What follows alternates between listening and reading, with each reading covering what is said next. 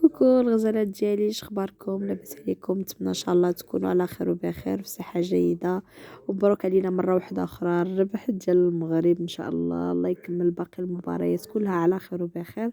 المهم البنات، اليوم في هذا الفيديو حبيت ما بغيتش نلصقوا مع الفيديو اللي قبل منه باش يبقى بوحديته بالنسبه للاغلبيه ديال الناس ولا البنات اللي متبعيني، وباش يشوفوا الطريقه ديال تحضير السوشي سهله مهله ان شاء الله. يا ربي من هذا النهار ما غيعاودش يخلعكم. هذا البلا هذا اللي كتشوفوا وجدنا الليله اللي ربحت فيها المغرب هو والنودلز على هذه الطريقه اللي غتشوفوا حتى كتجي رائعه البنات. المهم صراحه حطيت لو بلا وكل شيء، عاد فكرت راسي راني ما صورتوش من بعد ما حطينا حتى هو في الطبله. المهم خليكم مع الفيديو وانتم غتفهموا شنو كاين. مناسبات الفرحه والربحه والذبحه اللي داروا المغاربه ديالنا لاسبانيا، حكموا عليا خوتي قال لكم الله حتى توجدي شي سوشي وتجمعنا عليه الخوت والحباب وبسلامتكم علينا على هذا السوشي. بغيتوا المقادير؟ خليكم معنا ومبروك علينا 3-0 قبل الماتش ان شاء الله. خليكم مع المقادير. اول حاجه البنات غادي ناخذوا الرز الابيض المهرس، واما الرز ديال اللي مختص ديال السوشي. بالنسبه للناس اللي في المغرب وما عندهمش يعني هذا الرز المهرس فهو كافي، كيجي رائع البنات، كيجي زويون. فهذا راني غسلته تقريبا 5 المرات، وانا كنغسلو حتى كيتحيد منه النشا، يعني ملي كديروا له الماء حتى كيولي الماء ما كيبقاش بيض، كيولي ترونسبارون بحال هكا الماء عادي. هنا درتو في الطنجره بعد ما غسلته 5 المرات كي قلت لكم. ضفت له الماء تقريبا حتى كيوصل نص ديال السبعه، كيبقى لا ديفيرونس ما بين الروز والماء. كنغطيه وكنديرو عليه عافيه مهيله وكنخليه يطيب على خاطر خاطرو. هنا مشيت كنقطع لافوكا بعد ما حطيت الرز ديالي كيتسلق. غادي نوجد لافوكا. هنا تقريبا كانت عندي لا كونتيتي بزاف لان درت كيلو ديال الرز، يعني كيلو ديال الرز. نتوما نعطيكم مقادير اللي غادي تستعملوا في النصف ديال لا كونتيتي اولا القياس اللي بغيتوه كبير. هنا قطعت لافوكا، في نفس الوقت كان عندي تسوريمي قطعته. خديت هنا هذا اللادان غندير له باش كيجي كاراميليزي كيجي زوين. خديت طريفات ديال الدجاج قطعتهم، ضفت عليهم الملحه والعطريه ديال الحوت والبزار والسكينجبير. الا كان طري كان احسن، ما كانش غتضيفوه غير الغبره عادي. واكيد الملحه. غادي نضيف هنا الصوجه الخفيفه العاديه، وغادي نضيف حتى هاد لاصوص هادي ديال الحوت راه كتباع في كاع لي سوبر مارشي، يعني مرجان ولا كارفور، وكذلك عند الناس اللي كيبيعوا العطريه. فصافي غنحاول ندخل الشرموله ديالو مزيان، وغادي نديرهم فوق المقله مع شويه ديال الزيت، ونزيد عليهم شويه حتى يبداو يطيبوا. نزيد عليهم معلقه ديال العسل وشويه ديال الزنجر ونخليهم اباغ. هنا غنمشي باش نحضر الخل اللي غادي نضيف مع الرز. كي قلت لكم انا استعملت كيلو ديال الرز، يعني غنستعمل له تقريبا 200 مليلتر ديال الخل، 200 مليلتر ديال الخل ابيض. بغيتو ديروا الخل ديال الرز ماشي مشكل، ما عندكمش غديروا الخل ديال الصداق هذا فكتستغناو على داك ديال الخل.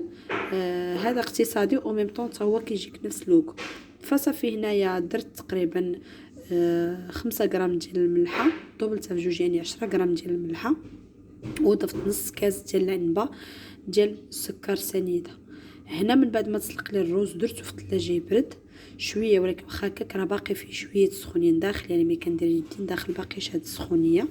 غادي يكون ذوبت هذاك الخليط ديال الخل وداك الشيء اللي غادي نديرو في الثلاجه يبرد، وغنبدا نضيفوه بشويه بشويه. وانا كنخلط الرز ديالي حتى كيشد ليا مزيان هذاك الخل، وكيولي بحال هكا كيتشد لك وكيتكون لك بحال الكويرات في اليد ديالك، يعني لا فورم اللي شديتيها كتكون لك بحال هكاك في اليد ديالك. غادي نكمل مزيان حتى ندخل فيه الخل في هذاك الكيلو ديال الرز كامل البنات.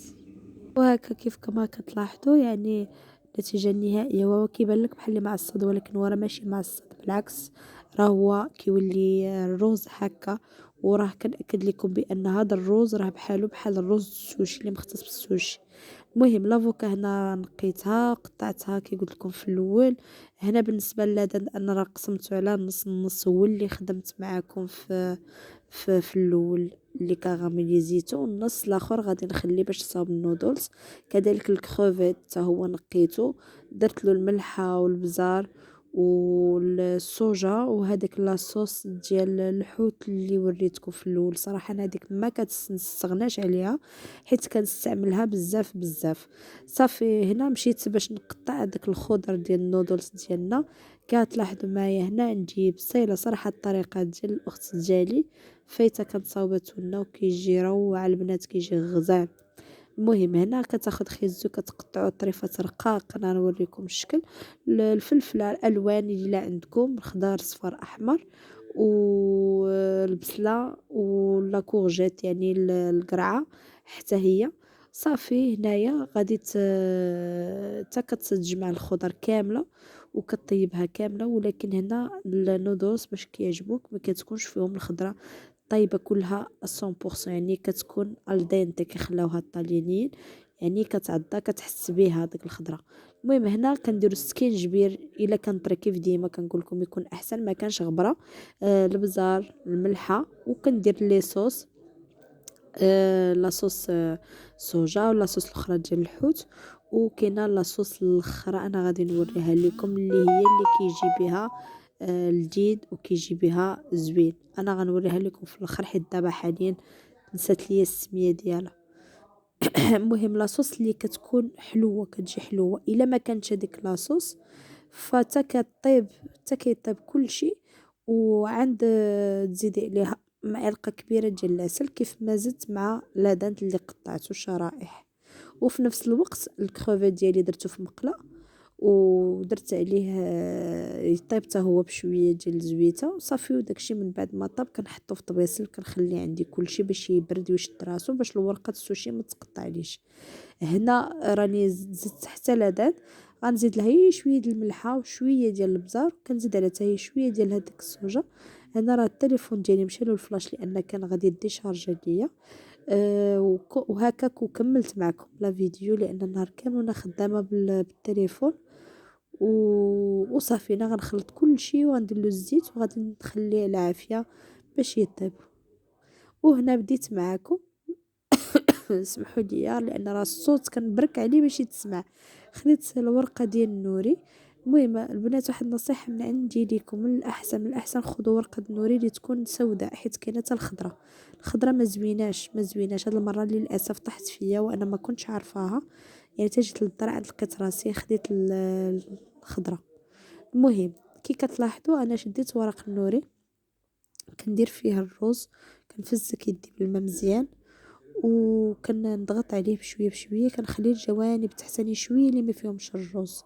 كندير الفخوماج داكشي اللي بغيتو ديروه هو اللي كتضيفوه. انا درت هاد الحوايج اللي شاركت معكم بحال كروفيت السوغيمي لان اغلبيتنا ما كيبغيوش الحوت خضر، يعني ما كيبغيوش السومون خضار ولا هذا. فصافي هكا هي كي كتلاحظوها معايا غادي نحطها وغادي نمشي نحضر معكم بالنسبه السوشي اللي كيجي الظهر ديالو اللي فيه الروز اولا كيجي كرانشي.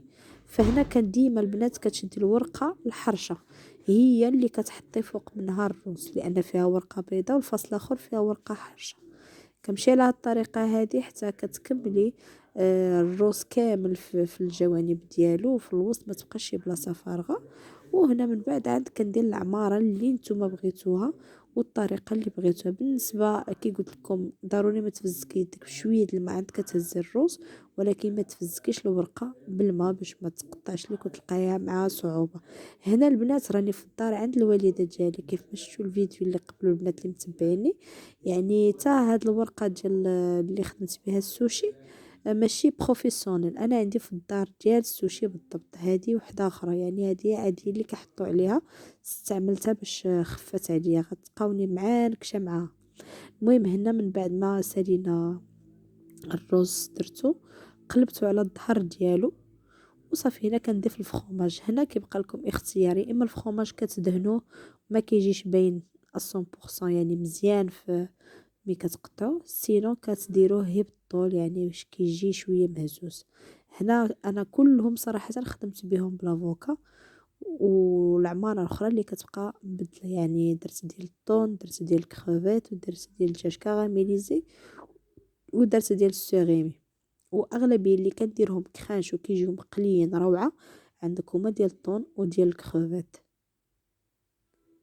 فصافي هنا غادي نستفهم على هاد الشكل هذا. كي كتلاحظوا انا حاولت نخلي ما نزرب لكم لا فيديو لا والو، لان سيرتو السوشي الاغلبيه الناس اللي كيجيهم صعيب اولا المقادير ديالهم كيجيوهم غاليين. انا كلشي درتو لكم بازيك باثمنه مناسبه.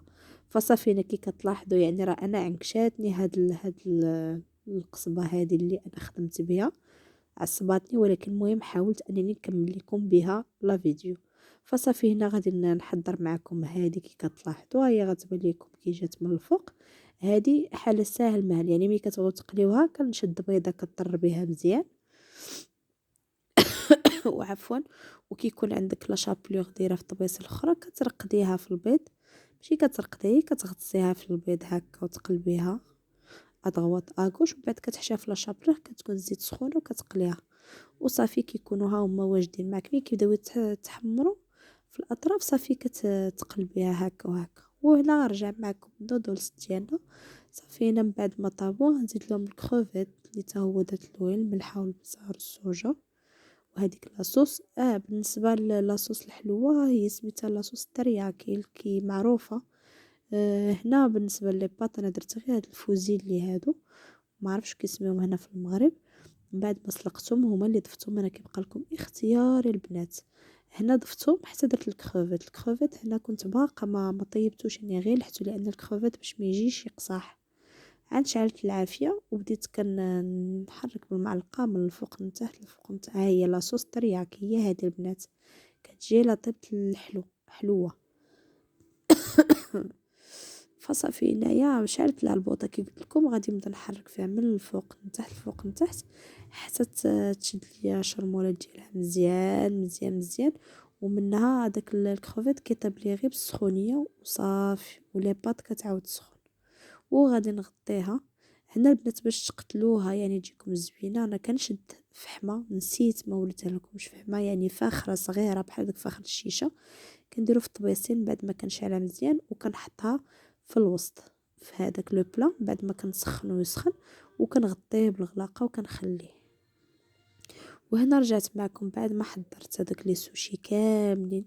تقريبا هذاك الباكي فيه 10 ديال الوريقات، وهذاك الكيلو ديال الروز خرج لي داك 10 الوريقات، وبقى شايط لي الروز اللي خدمت بهم واحد اخرين غير بالروز بوحديتهم، عمرتهم وقليتهم. فصافي انا خديت البلا كبير اللي غادي نبدا نستف فيه. انا كي كتلاحظوا شو كيجيو في التقطيع مستفين، وكيجي الفخوماج باين كلامار كروفيت او لا الطون او لو سوريمي كيكون باين واضح وباين. وهنايا بالنسبه للكرانشي كي كتلاحظوا يعني الفخوماج انا كثرنا منه بزاف. لان صراحه الفخوماج كيجي فيه زوين سيرسو في هذا الكرانشي. هنا راه عرفتي البنات راه كنقطع لكم هاد الساعه راه 2:30 ديال الصباح، يعني دخلنا في النهار الاخر، لان راه ما رجعنا للدار حتى لشي 11:30. وعاد كنا والو غنوضو نصاوبو السوشي. راه يبان لكم فيديو اللي بنت فيه انا راه وجهي كله مخربق، يعني راه من الصباح عينا خرجنا غوتنا وحيحنا. المهم شوفوا كي كيجي البنات، انا شاركت معكم من احسن لزيت، يعني ما حتى شي حاجه ما بخلت عليكم حتى من صباعي باقا فيهم الكرانشي فيها. انا وريتها لكم. المهم البنات ما تعيبوش عليا. صافي هادو بالنسبه هادو اللي غنقطع معكم دابا، هادو كانوا بلا ورقه البنات، بلا ورقه. استغنيت بصفه نهائيه على الورقه. شوفوا البنات كيف كيجيو، واخا ما كيجيو شويه صعاب في التقطيع، ولكن عادي كتبقى معاهم بشويه بشويه كلشي كيجيو هما كيجيو تما باينين موضحين غزلان. وهادو البنات انا حطيت معكم البلاطو كيف ما لاحظتوا في الاول. نتمنى ينال الاعجاب ديالكم، نتمنى انه يعجبكم، نتمنى كذلك انكم تجربوه. باش ما كان البنات عافاكم بارطاجيو هاد لا فيديو مع الحباب والصحاب، وقولوا لهم حتى شي حاجه ما تبقى تجيكم صعاب بالنسبه لازامي ولا اونتر فامي ولا اونتر لي زامي كي قلت لكم في الاول. يعني حتى حاجه ما تسهل الواحد يدوزها ويضحك وينشاط شي ما كاين. المهم البنات شي وغزاله زوينه داس مع الحباب والصحاب، ونتمنى البنات تكون نالت الاعجاب ديالكم. ايوا الغزالات ديالي غادي نخليكم على خير، ونتمنى ان شاء الله لا فيديو تكون نالت الاعجاب ديالكم. شكرا لكم بزاف على التعليق. بالنسبه للناس اللي كيشوفوا كثر البنات من لايك ما تخسروا والو. والله القسم الا كنتعب في كل فيديو كنديرو للاسف ما كنلقاش تشجيع بزاف، كنلقى لي فيديو كيطلع في لي فيو ولكن الاغلبيه ما كيقدرش يبرك على هذيك اللايك. المهم البنات نتمنى لا فيديو ديال هذا النهار تشجعكم شي شويه وتحمسكم. راه كي قلت لكم قسما بالله الا هذا الفيديو حاليا مع جوجونز اللي قلت 3 الصباح حطينا هذا لو بلا هذا. المهم الغزالات ديالي نقول لكم ليله سعيده ومبروك علينا ان شاء الله عقب الماتش الجاي. بوسه كبيره.